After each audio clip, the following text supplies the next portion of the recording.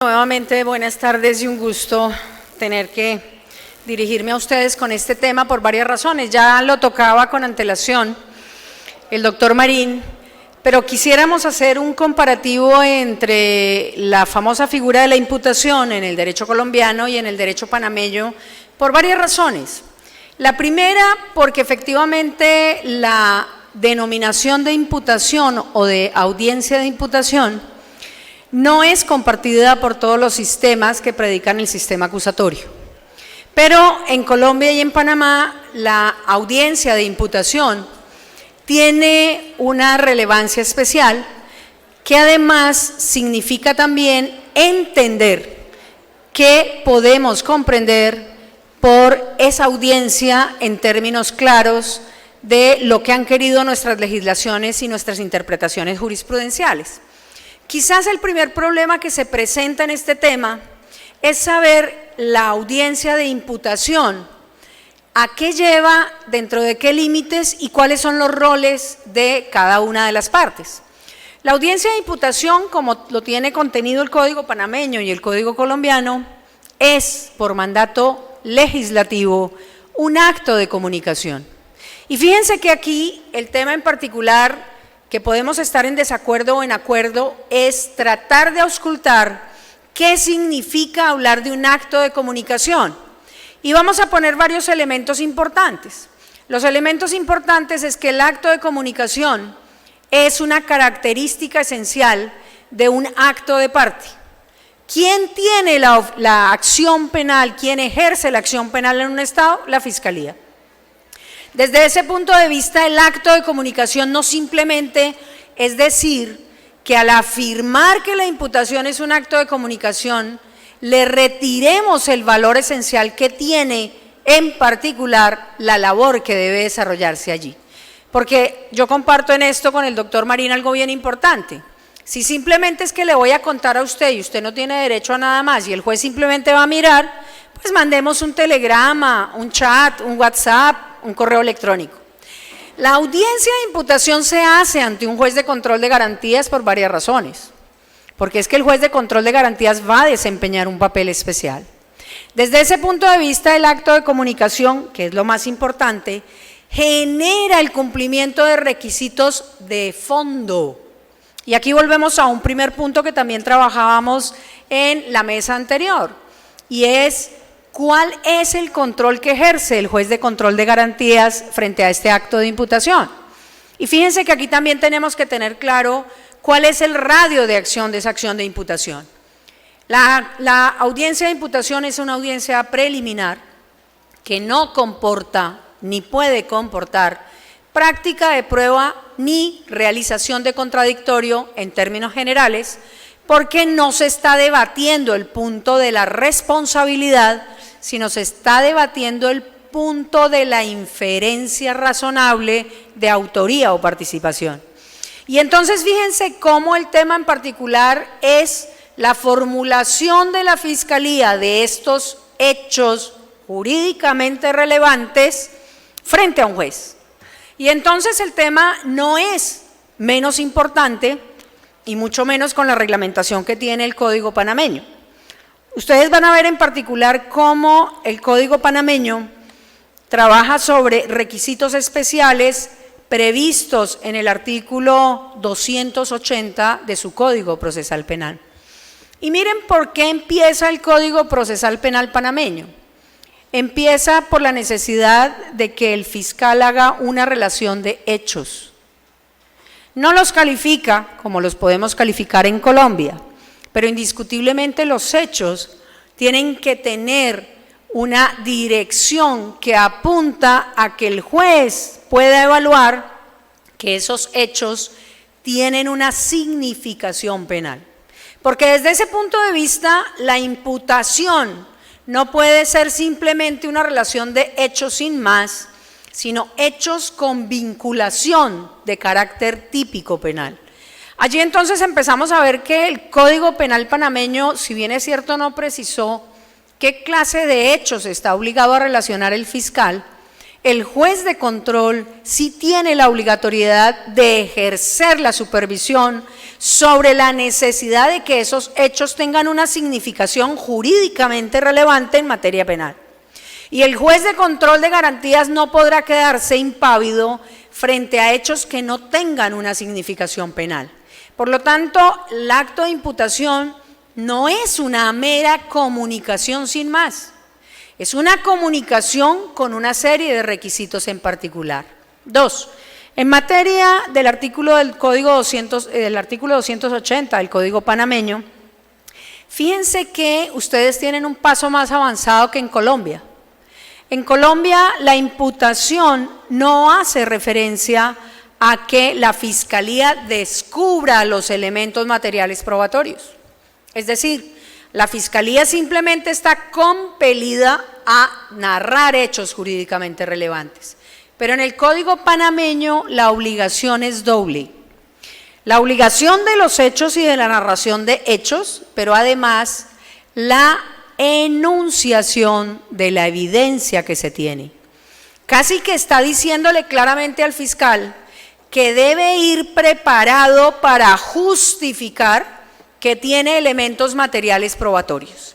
Y esto es muy importante porque en términos generales la amenaza de una imputación significa en muchas ocasiones utilizaciones indebidas del sistema frente a constreñimientos para negociar aún no habiendo prueba sobre los hechos delictivos que se van a imputar. Y quizás este punto lo pongo de advertencia porque la misma Corte Suprema de Justicia y la misma Corte Constitucional han hecho referencia a lo que hemos denominado aquí la hiperinflación de los delitos. El fiscal que va a una audiencia de imputación tiene que tener evidencia sobre los hechos jurídicamente relevantes y en Panamá sobre los delitos que quiere atribuirle a esa persona que está citando a la imputación. Y entonces, en particular, debemos decir algo muy importante, y es que en Panamá el fiscal tiene una doble carga que casi que lo obliga a tener lista la acusación. Ahora tal vez discutíamos el tema de la acusación en particular, y obviamente cuando yo imputo también tengo unos términos para cumplir y presentar la acusación. Pues bien, la imposición del Código Panameño en la imputación es: dígame qué elementos y evidencia tiene para que usted concurra ante mí, juez de control de garantías, y me pida hacer esa comunicación en frente mío. No es simplemente entonces un acto de mera comunicación. De igual manera, fíjense cómo en la imputación del Código Panameño hay una doble obligación de describir los hechos, pero también el delito. Y esto nos obliga a decir algo que nosotros tal vez modificamos en el sistema colombiano, y es que nosotros dijimos que los supuestos fácticos, es decir, los hechos, era lo primordial en la imputación porque no se ha adelantado la prueba. Al no haberse adelantado la prueba, puede haber modificación en los delitos. Y por lo tanto, el centro de gravedad de la audiencia de imputación significa que va a ser sobre los hechos jurídicamente relevantes, no sobre los delitos, a pesar de que tengamos un nomen juris provisional.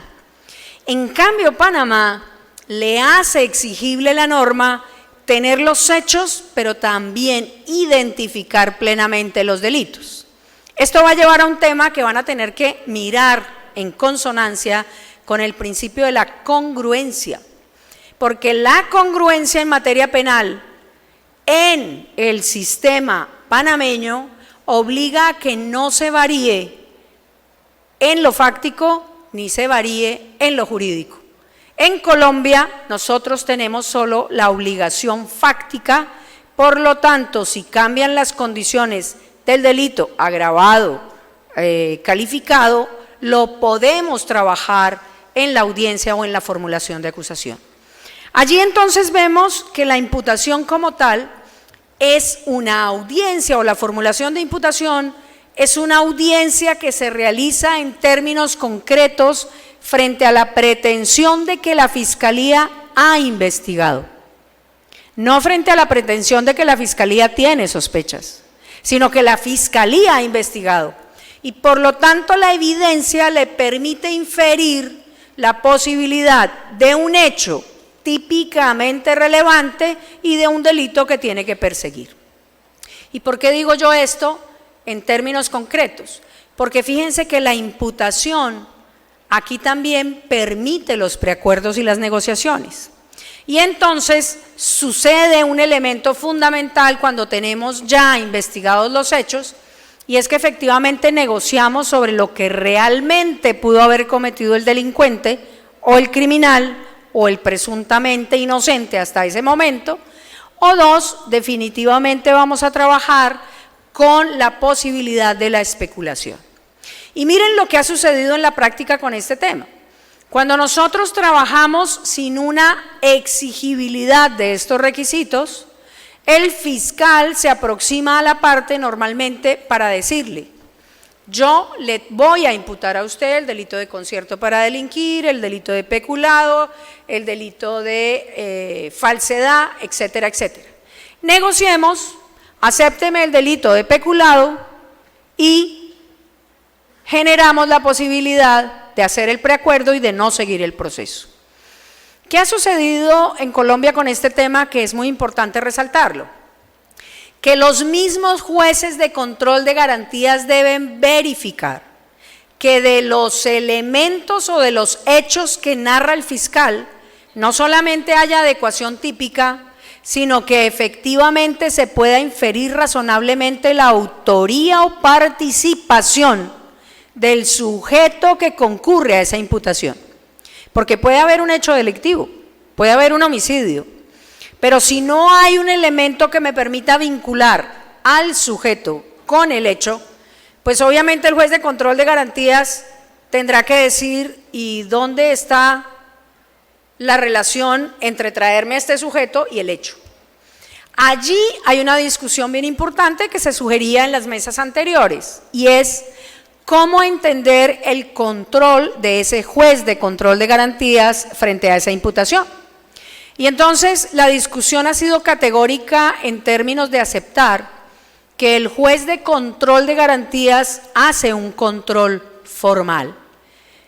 Y ha sido muy renuente la doctrina y la jurisprudencia a aceptar que sea un control material. Sin embargo, aquí hay una anfibología bien interesante, porque la jurisprudencia ratifica el control formal, pero inclusive dice: esto no quiere decir que el juez de control de garantías sea un invitado de piedra. Debe verificar legalidad y licitud.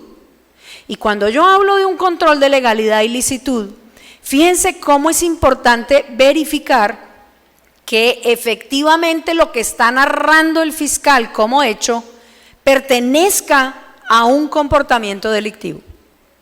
Y entonces la discusión es: ¿ese será un control formal o será un control material de valoración frente a los hechos que ha narrado el fiscal? Y entonces, si me está facultando en el fondo hacer esa valoración, ¿será que el juez de control de garantías puede decir: yo no puedo aceptar esa imputación porque de lo que usted me narra no hay ningún delito que yo pueda inferir? Y entonces se abre una compuerta con últimas decisiones de la Corte a decir que el juez puede en estos casos decir que no fue cumplido el requisito formal y por lo tanto la imputación no se acepta. Estos elementos en particular significa tener en cuenta que la audiencia de imputación, como lo decía el doctor Marín con antelación, también genera una serie de injerencias, recortes de garantías y obviamente vinculaciones con efectos jurídicos muy graves para las partes. Desde ese punto de vista, la audiencia de imputación, fíjense que no solamente interrumpe la prescripción, como la tienen ustedes, no solamente sirve para vincular al sujeto, sino que sirve también para que le enrostren la vinculación a una acción penal, en donde las consecuencias de todo esto también significan en muchos casos que posteriormente en las solicitudes de medida cautelar le afecten bienes, le prohíban salir del país, le generen medidas de detención preventiva. La imputación entonces requiere que se cumpla a cabalidad frente a las exigencias, y Panamá, creo que con mejor suerte que Colombia, ha trabajado el tema de la necesidad de mostrarle la evidencia al juez de control. Pero esto no quiere decir practicar prueba en la audiencia de control, quiere decir exhibirle al juez los elementos para que él tenga un mejor criterio para decidir. No es simplemente una narración hilada y en algunos momentos construida por el ente acusador, sino que hay elementos que se le enuncian como declaraciones, peritajes, etcétera, etcétera. Tampoco podrá haber en el entendido del artículo 286 una interpretación de que es un acto de mera comunicación sin actividad de juez, porque la misma norma le está exigiendo al juez pronunciarse sobre esos aspectos formales y de fondo que estamos viendo. Ahora, el tema que se discute aquí es, ¿se necesita esa audiencia de imputación? Y ese es un tema que quizás lo podemos manejar nosotros en términos del mismo Código Procesal Penal. Ustedes han visto una norma que se puede decidir en algún momento realizar la imputación, pero con esa imputación formular la acusación. Desde ese punto, en la misma audiencia, frente al mismo juez. Y entonces la pregunta es, ¿la audiencia de imputación es necesaria? Ahorita lo estábamos discutiendo con Paul Becky sobre la base de si es o no efectivamente necesaria la imputación. Y les quiero contar, no solamente lo que dijo el doctor Mario Germán Iguarán aquí, de que Colombia a través de la ley 1827 en un procedimiento abreviado de delitos querellables renuncia a la imputación, es decir, se va directamente a la acusación, el órgano acusador o el acusador privado, renuncia a la imputación, va a la acusación, sino que ustedes también en particular van a ver cómo se radicó un proyecto en Colombia que no ha salido avante, pero que ya está, que efectivamente se va a acabar con la imputación en Colombia, porque la imputación no es más que un elemento que está generando una ampliación en términos investigativos y en términos judiciales que se puede cumplir con mayor seguridad, garantizando que el ente investigador realice todas las investigaciones necesarias para formular la pretensión, que es la acusación. Allí entonces vamos a ver cómo ese tema en particular surge llamativo desde el Código de Procesal Penal en un sentido, y es, miren cómo el Código colombiano y el Código panameño difieren en un aspecto fundamental, y es, ¿cuál es el objetivo legal? Y a través de los principios que instituye el Código Procesal Penal panameño, el objetivo del proceso es la resolución de conflictos. El objetivo en Colombia es el esclarecimiento de los hechos, autores y partícipes. Y entonces aquí yo encuentro por lo menos en música decimos se desentona, en términos de compatibilidad entre el objetivo procesal del sistema procesal penal panameño, que busca es resolver el conflicto, y obviamente la exigibilidad de la determinación de hechos. Diríamos que ha tendido más el Código Procesal panameño a trabajar sobre preacuerdos y principio de oportunidad que realmente sobre investigación y juzgamiento, que no es, digamos, reprochable, pero que sí tendría un análisis particular. Y desde allí entonces tenemos que decir algo.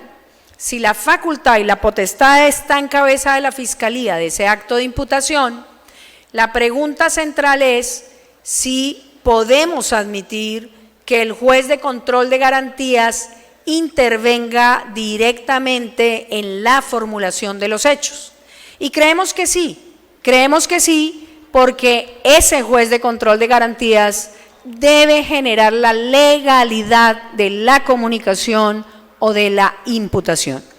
Allí voy a dejar el tema simplemente para darle paso al siguiente conferencista, que es el doctor Bolbecki, y sobre esa base dejarles una inquietud particular, y es que teniendo el Código Panameño la posibilidad de imputar y acusar con la sola imputación, van a tener un problema en el tema de cómo evacuar en esa misma audiencia, o lo tienen ya, el trámite de garantía de la acusación en particular, porque se hace ante el mismo juez de control de garantías e indiscutiblemente se saltan una serie de estancos procesales fundamentales para garantizar el ejercicio de defensa, el tema particular de la práctica de la prueba en audiencia, y creo que esta norma debe ser interpretada solamente en los casos en que haya allanamiento